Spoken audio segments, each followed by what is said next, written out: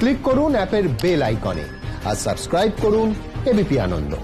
সব সময় থাকুন খবরে। যে খবরে নজর রাখবো, বেহালার রায়বাহাদুর রোডে বারিকপাড়ার কাছে চারতলা বাড়ির একতলায় আগুন। সংকীর্ণ গলির মধ্যে থাকা বাড়িতে আগুন লাগায় আশেপাশের এলাকায় আতঙ্ক। কথা বলবো আমাদের প্রতিনিধি প্রবীর চক্রবর্তীর সঙ্গে। প্রবীর, কি পরিস্থিতি এখন এবং আগুন কি নিয়ন্ত্রণে এসেছে? দেখো সুকন্যা, আগুন এখনো নিয়ন্ত্রণে আসেনি। ঘন্টা চারেক আগে এই আগুনটা লেগেছে।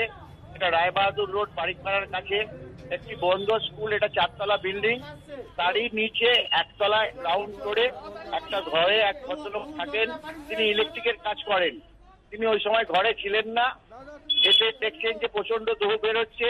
প্রাথমিক অনুমান যে উনি ঠাকুরের কাছে ধূপকাঠি জ্বালিয়েছিলেন, সেই থেকে আগুন লাগতে পারে। এখন দুখানা ইঞ্জিনের চেষ্টা, আগুন নিয়ন্ত্রণে আনার চেষ্টা চলছে, কিন্তু এখনো আগুনকে বেগ পেতে অনেক সময় পেতে হবে। প্রচন্ড ধোঁয়া বেরোচ্ছে, এলাকায় পুরো সাদা ধোঁয়ায় ঢেকে গেছে।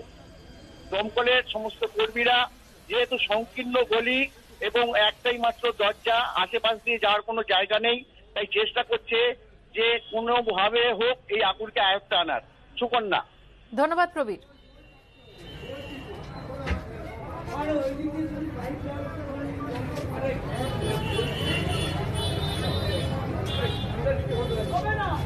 স্থানীয় বাসিন্দারা কি জানিয়েছেন শুনবো।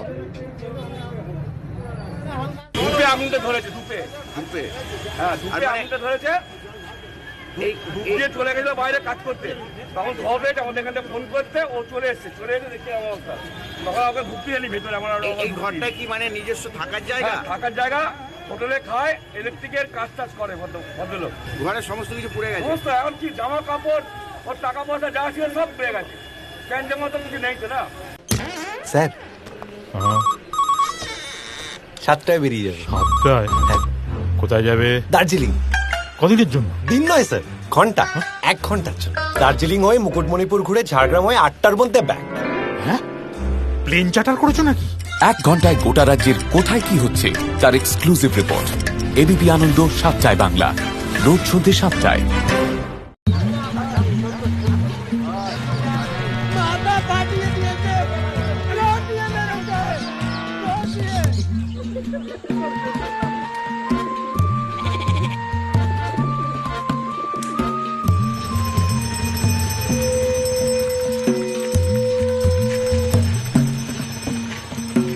বলে দিলাম, আমরা কিন্তু ছেড়ে কথা বলবো না।